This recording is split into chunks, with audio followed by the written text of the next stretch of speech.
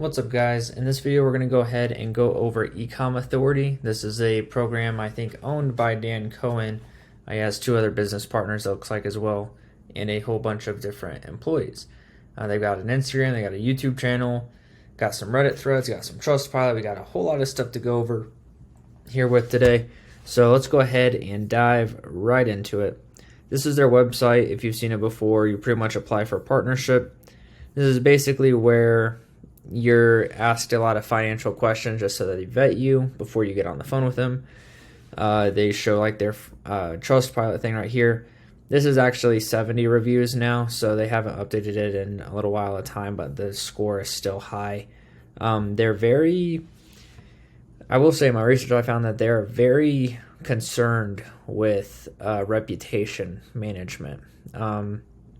So much so that makes it a little suspicious to me, because people are going to talk bad about any kind of product. Why jump so fast to defend anything? I get it, like even if it's your own product, but I think there is something to be said about letting things lie just a little bit.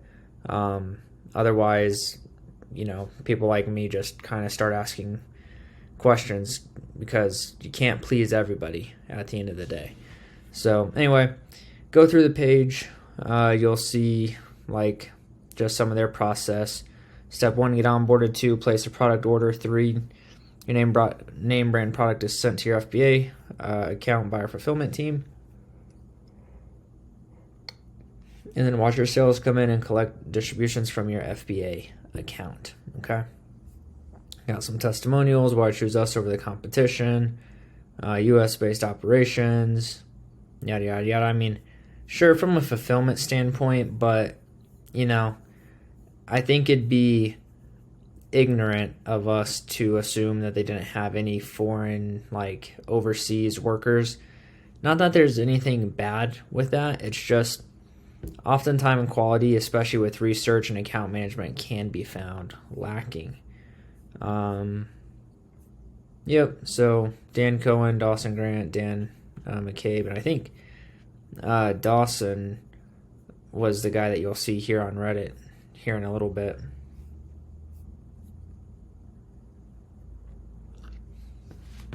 They try to answer some questions. So how long does it take until my store is running? 90 days. Why doesn't Ecom Authority just make multiple stores themselves? Usually one seller per household, tracks the IP addresses to enforce this rule. Okay. So one seller per household, okay, that's understandable. Tracks IP addresses to enforce this rule. I mean, guys, there's VPNs for a reason. Like, if I'm sure there are people out there with multiple stores. So while I understand the first half of that, and I might buy the first half of that, I don't really buy the second half of that. How truly passive is this? 3 to 6 hours a month.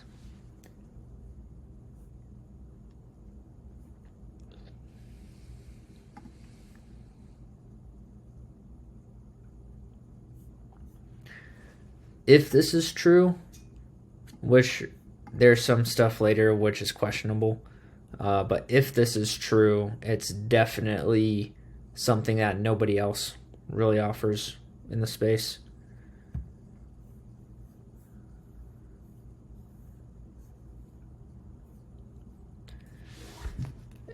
Based in the US can be used loosely. I'm not going to sit here and say one thing or another, but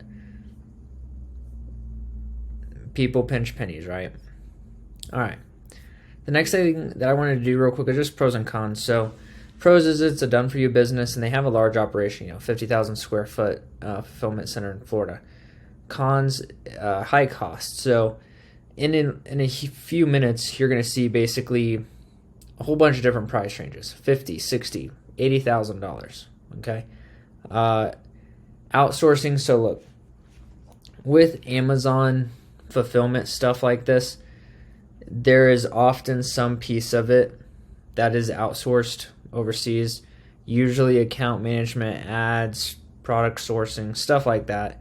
And so it's just not all that quality at the end of the day. Again, people have to make their profits somehow. Also, no refund policy in a weird looking page. So let me show you that real quick. This is their terms of service. And obviously up top here, there's no mention of refund anywhere. I think the text color in the background is very unique, to say the least, almost purposeful. If I had to make a judgment, but I won't.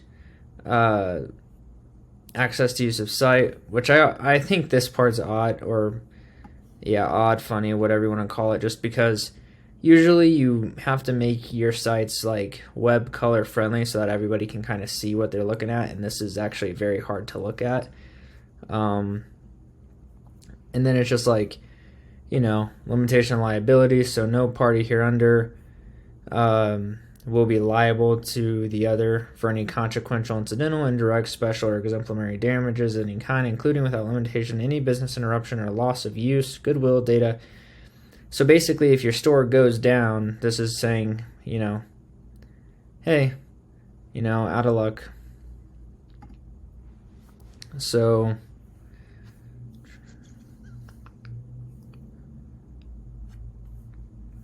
indemnification, so basically you're not going to hold them accountable.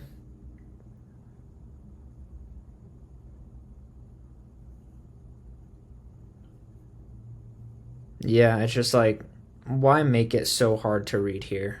I just don't think it was necessary by accident. Anyway, here's their 19.4K followers on Instagram. I think these are legit followers. Like, if you look at these view counts, they fall perfectly in line with what's reasonable for that type of follower count. So I don't think anything is fake here. I don't think anything's fluffed up.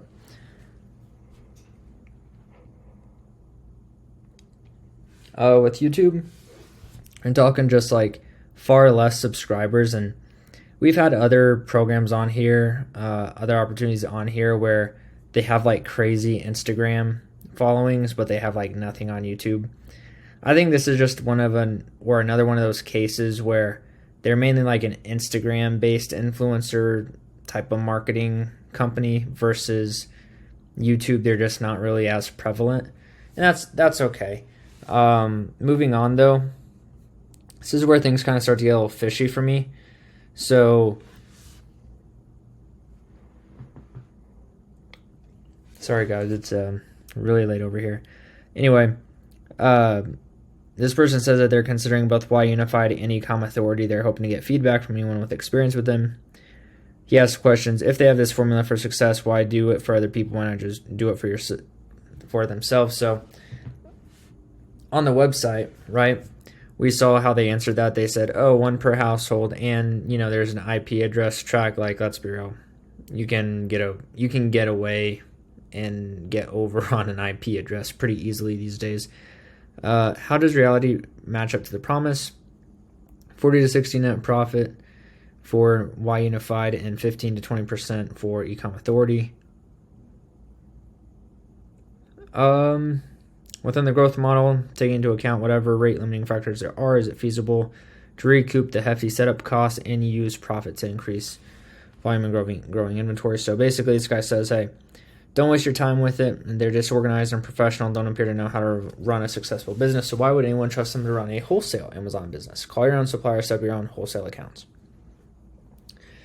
Another one says, I bought into their BS store and always got suspended. They don't have any customer support. You can only reach them on Telegram. The inventory was also late. Store opened up 120 days and said at the 60 to 90, don't freaking do it, you'll regret it, and $50,000 to $60,000 to join. Y Unified's a scam. Then Dawson. So this is when they start. This is 6 months ago. He basically tries to go in at the whole accusations, and I don't understand why you got to go so hard. My guess is that this thread was actually hurting sales, hurting their sales process. So they got potentially desperate enough to try to come in and do some damage control for whatever reason.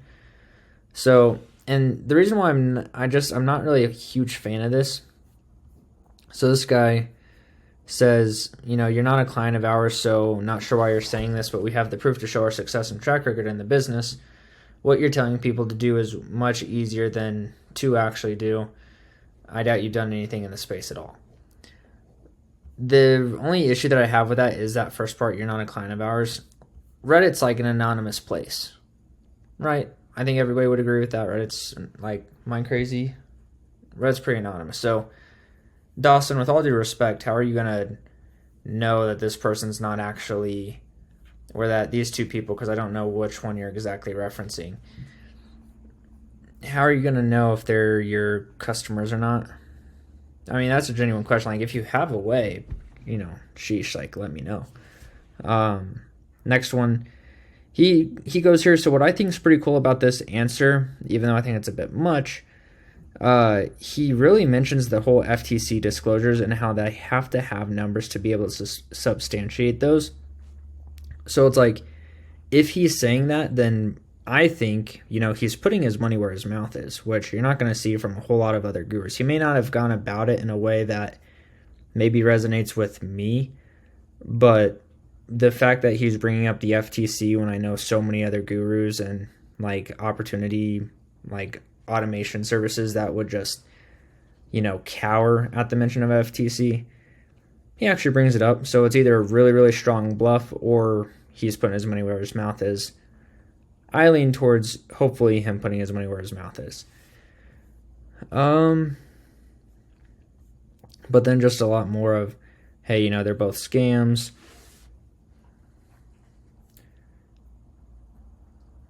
Oh, okay. But yeah, like right here, if you come on site, view their warehouse, you'll see there's no warehouse, but videos were made in stage. But this guy's got a good point. If at the time that person only had one post karma,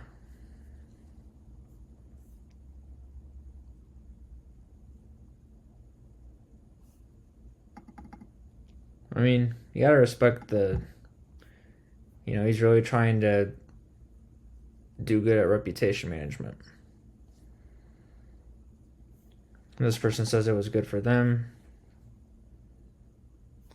This guy says to run. $80,000.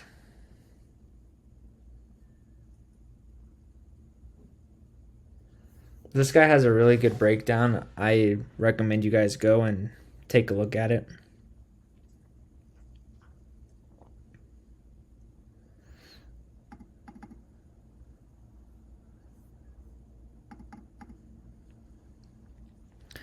All right, so that's enough of that. Going over to Trustpilot 70, 4.6. Lots of pretty positive reviews, to be honest. And they're not necessarily short either. I'd say they're pretty solid in length anyway. I did want to not pay attention. I did just want to show you guys the 1-star reviews for transparency. So this guy says, terrible client management. And then basically just says, hey, this is false and is the only remaining fake review out of 25 plus fake 1-star reviews that Ecom Authority work with on Trustpilot to remove from the company's page. Scam alert. They responded basically saying, this guy's a fake name or competitor. Then it says that he gave no fake names when talking to your sales team and continue to receive sales calls from them after speaking with your clients. I'm not sure how one uses a fake number. If I called them from a number, it must be real, I imagine, as I suspected. You would claim I am a competitor. That is why I explicitly recommend that nobody participate in any e-commerce franchise, even with your competitors.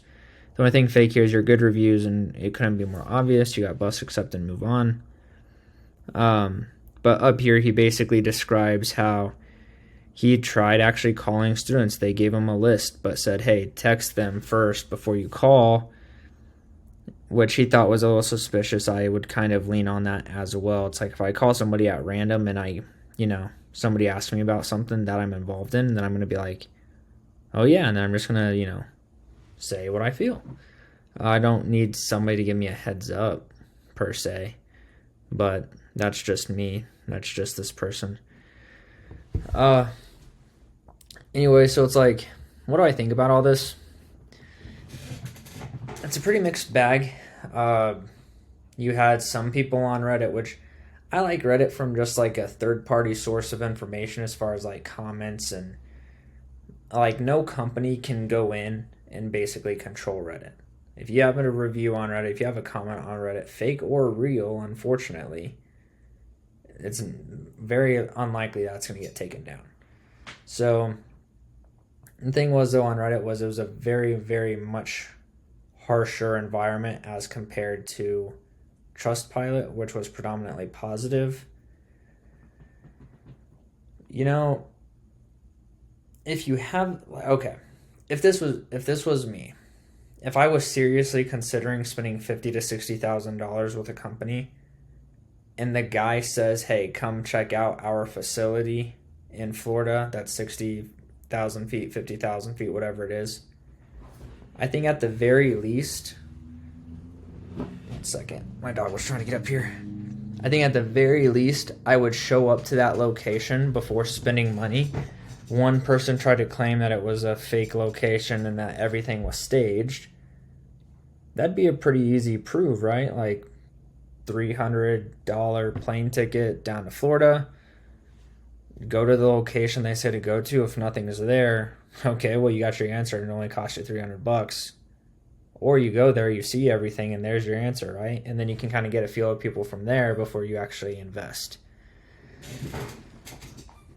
That said, I feel like I do have to mention, I'm not going to reveal a source, but I have it on good authority that there could be some potential legal helpings from Ecom Authority regarding another situation, which is they have a competitor named AscendCap Ventures.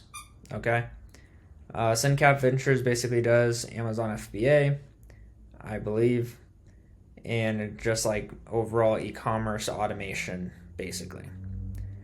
And there was a lawsuit on AscendCap Ventures a while back.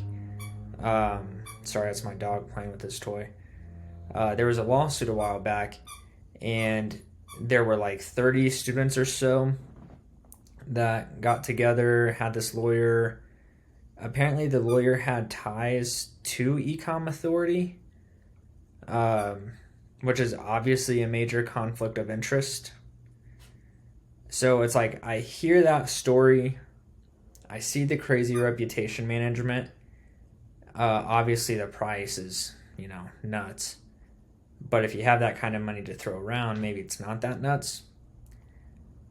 I just think it's a bit risky. I think there's a lot of things that are kind of unclear, not only on the front end, but behind the scenes as well. So I'm just skeptical. I personally wouldn't recommend it for right now.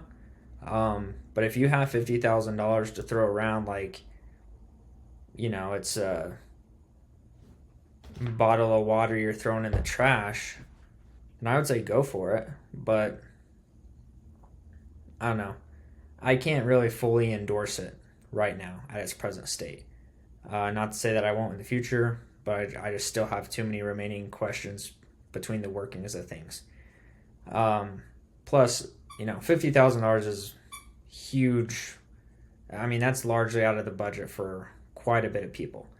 So that said, if you're like me, where $50,000 is definitely out of your budget and you can't just throw it around willy-nilly, then I would recommend you guys try what I do on the side, which is called local lead generation.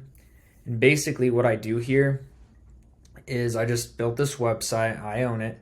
I don't own a tree service company, but this site generates phone calls, and those phone calls I own. I basically also own the top spot on Google because nobody's coming in 5 years to be able to overtake me for that spot. So what happens is, if somebody needs a tree removed or a stump grinded down or whatever, they type in Noblesville Tree Services, which is the top keyword for this search area in this niche or whatever. So then they click, They go to my site. They try to check out my site. Sorry about my dog in the background. They read through it, and then they click this phone number. When they click the phone number, that basically gets forwarded off to a contractor. Now, this contractor and most service-based businesses, they operate off of finder's fees. So basically what that means is if somebody sends them a job and it closes, they pay that person a certain amount of money for it. So in the same way, it's like if I send a whole bunch of jobs his way and he closes a bunch of them, then at the end of the month, they basically tally it up. And then you either do like a percentage deal like we do, or you do like a flat monthly rate. Now, people who go the flat monthly rate route, generally $500 to $2,000 per month per site, depending on the niche and the service and the ticket of the service and all that stuff, right? So yeah, generally between that range. I own like 9 or 10 of these. I have to go back and get like an actual count, but I know it's like close to 10. And they're great, side incomes. Like I do this alongside like a full-time job just for fun basically at this point. I like selling cars, I like being around cars. And hey, health insurance benefits. But anyway, that's kind of what I do on the side. It takes like an hour or two after work. I hate actual side hustles, if that makes sense, because like starting your own Amazon FBA store or your e-commerce or almost just about any other affiliate marketing, just like any other online business model I found from personal experience and of my family members who've tried different business models, just takes way too much time. I mean, I know friends that dropship and they're spending an extra 6 to 8 hours of their day on it.